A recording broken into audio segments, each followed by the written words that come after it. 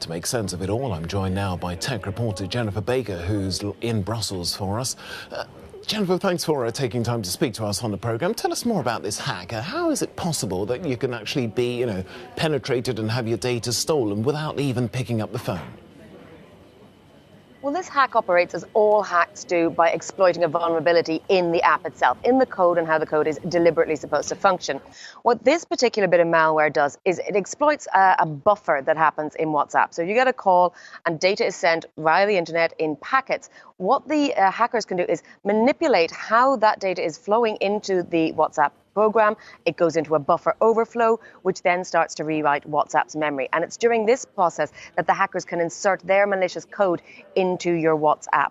So, it can basically rewrite the code of the WhatsApp application, allowing it access not just to your private messages, it can eavesdrop on your calls, and crucially, it can also overwrite your log history. So you wouldn't even necessarily know that you got a call that some anonymous call that installed this in the first place. So it really is really, from a vulnerability point of view, quite severe. Well, the Financial Times, which originally reported this story, says that the spyware was developed by an Israeli surveillance company. So do we know at this stage, who was being targeted? Well, we don't know who's being targeted, although the spyware has been found on the phone of human rights lawyers and of journalists. So, you can draw your own conclusions about who would want to target those people.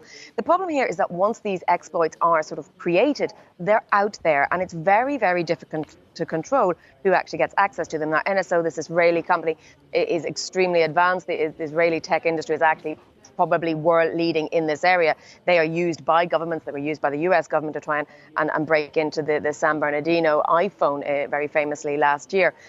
So they create these tools that they then sell on to what they call legitimate customers. And they say that they very carefully vet who those customers they are. They never sell to bad actors and so on. But there are calls now from various digital rights and human rights groups around the world to actually reduce Israel's export license, because clearly they're not vetting sufficiently enough who is using these tools.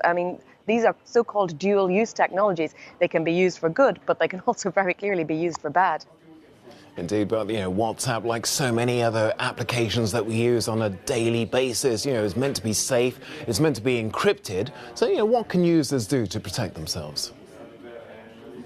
Well, the first thing is they absolutely should update their app. That's a very, very simple method. A lot of people have automatic updates switched on, but if you don't, because you want to save the battery on your phone or you want to save your data packages, you should do that. Do it straight away. It's simple, and they have patched it, so this should not be a vulnerability anymore. What's impressive here is not, in fact, in some ways, that this exploit was used or was exploited, or that malware was found to attack WhatsApp. What's impressive is actually quite how quickly WhatsApp has managed to react to this and patch it. Let's give them some credit there. But of course, the scale of the vulnerability of 1.5 billion users is massive. WhatsApp is end-to-end encrypted, so so there is some security. But once that is in your actual, it's rewriting the code. This isn't a man-in-the-middle attack. This isn't trying to snoop an information from a third location, as it were, which you would be protected from. But because this can actually overwrite the code itself, you need to update. You absolutely need to update. Tech reporter Jennifer Baker, thanks for talking to us on Euronews Now.